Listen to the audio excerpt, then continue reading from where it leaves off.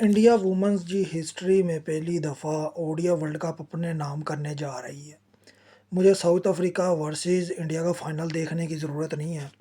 आज हकीकत यहाँ हो गई, जिस तरह से आईसीसी चेयरमैन जय शाह मौजूद था, जो उसे दुनिया भर का कोई काम नहीं होता। वैसे तो वो कोई मैच देखने नहीं आता, लेकिन इंडिया का जब तगड़े तगड़े मैच होने होते हैं तब वो वहाँ पर मौजूद होता है, ताकि वो उस मैच को अच्छे तरीके से दबा कर इंडिया के हक में कर पाए। आज जिस तरह से पिच क्यूरेटर ने, स्टैंड अंपायर ने, मैच रेफरी ने, थर्ड अंपायर ने जिस तरीके से इंडिया की हेल्प की, फैबुलस थी। अब उसमें देखने को क्या आता है कि बीसीसीआई का प्रेसिडेंट मिथुन मनहास ये भी जी उधर बैठा होता है जय शाह के साथ। पूरा प्रोटोकॉल होता है, पूरा यानी कि समझ ले मैच इनके हाथ में ही होता है, अंपायर्स भी इनके हाथ में होते हैं। 338 जैसा पहाड़ जैसा रन ऑस्ट्रेलिया जैसी टीम मारती है, ऑस्ट्रेलिया जैसी, कोई यानी कि श्रीलंका या बांग्लादेश जैसी नहीं, ऑस्ट्रेलिया जैसी टीम 338 स्कोर मारती है और 341 रन मार देती है इंडिया। उसमें इंडिया की 5 विकेटें गिरती हैं, ऑस्ट्रेलिया वो रन 49.5 ओवर्स में करता है और यही रन 48.3 ओवर्स में इंडिया की टीम चेज कर लेती है। वो इंडिया की वुमेंस टीम जो कि पहले इतनी ज़्यादा स्ट्रगल कर रही थी इंडिया के अंदर, जितनी कि आपकी सोच नहीं है। साउथ अफ्रीका के खिलाफ आ रही, फिर ये इंग्लैंड के खिलाफ आ रहे, लगातार मैचेस हारते जा रहे थे, ऑस्ट्रेलिया से भी पिल गए थे।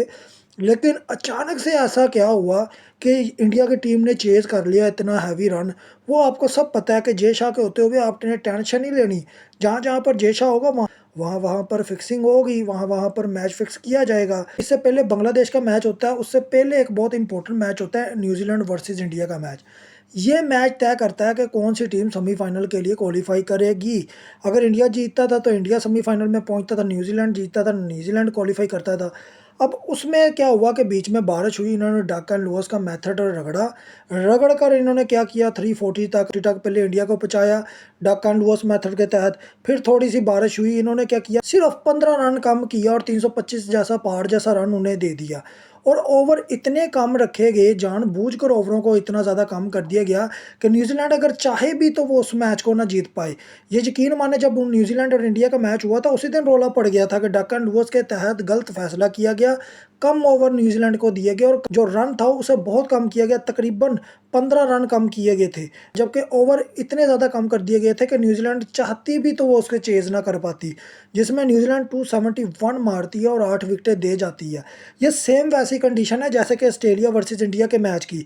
आप देखें 338 स्कोर जैसा पहाड़ जैसा रन अगर वो चेज कर रहे हैं, तो इसका मतलब सेकंड इनिंग में पिच को तब्दील किया गया है और पिच को बिल्कुल प्लेन प्लेन फ्लैट पिच बनाया गया है। उसके बाद इंडिया ये चेज करने में कामयाब हुआ है। और सबसे बड़ी बात मैं जो कहना चाह रहा हूँ इस टाइम, वो ये है कि जय शाह का उधर होना इस बात का सबूत है कि इंडिया ये वर्ल्ड कप हर सूरत में जीतेगा और हिस्ट्री में ये पहली दफ़ा इंडिया जीतने जा रहा है। मैं साउथ अफ्रीका को तगड़ी टीम समझता ही नहीं है, वो हमेशा से चोकर्स रहे हैं, उन्हें चोकर्स बना दिया जाएगा। लेकिन आपको याद होगा कि Jay Shah world test championship के फाइनल में बैठा हुआ था, जिसमें साउथ अफ्रीका वर्सेस ऑस्ट्रेलिया का फाइनल मैच चल रहा था। आपको खुद पता होगा कि स्टैंड अंपायर ने किस तरीके से साउथ अफ्रीका की हेल्प की, थर्ड अंपायर ने किस तरीके से साउथ अफ्रीका की हेल्प की। जब ऑस्ट्रेलिया बैटिंग करने आता था तो पिच के अंदर मूवमेंट शुरू हो जाती बॉलिंग के अंदर, लेकिन जैसे ही साउथ अफ्रीका बैटिंग करने आता था पिच के अंदर मूवमेंट वैसी नज़र नहीं आती थी। यानी कि पिच का पूरा ख्याल रखा गया था जय शाह की तरफ से। और जय शाह ने उस दिन इतनी ज़्यादा खुशी मनाई थी ऑस्ट्रेलिया को हराने पर, साउथ अफ्रीका को मुबारकबाद भी दी थी और जाकर जो फ्रंट स्टेज था उसमें जाकर उनको ट्रॉफी भी दी थी। अब आज भी सेमीफाइनल इंडिया का ऑस्ट्रेलिया के साथ था, तो आज भी जय शाह ने उधर चौकीदारा किया, चौकीदारा करके ऑस्ट्रेलिया के हाथों से मैच उठाकर इंडिया की झोली में डाला। वो पिच क्यूरेटर को कहा कि पिच को बिल्कुल लपेट के रख दो। जैसे ही इंडिया वर्सेस न्यूजीलैंड का मैच फिक्स किया गया, मुझे उस दिन ही समझ आ गई थी कि अब इंडिया को फाइनल तक रसाई दी जाएगी और इंडिया को हिस्ट्री में पहली दफ़ा एशिया की पहली टीम बना दिया जाएगा कि जिसने वर्ल्ड कप जीता होगा।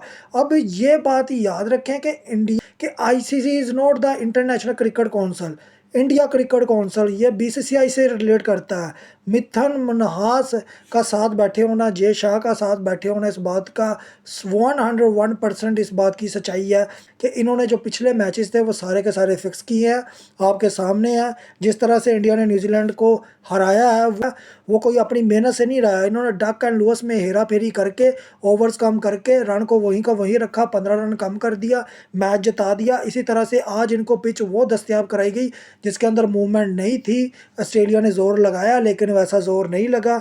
आप ये देखें कि उनकी ऑल टीम आउट हो गई लेकिन इंडिया के 5 आउट हुए। इसी बात से अंदाज़ा लगा लें कि पिच में कितना ज़्यादा चेंज किया गया होगा, कि कितना ज़्यादा पिच को यानी कि टेम्पर किया गया होगा। आगे आप खुद समझदार हैं।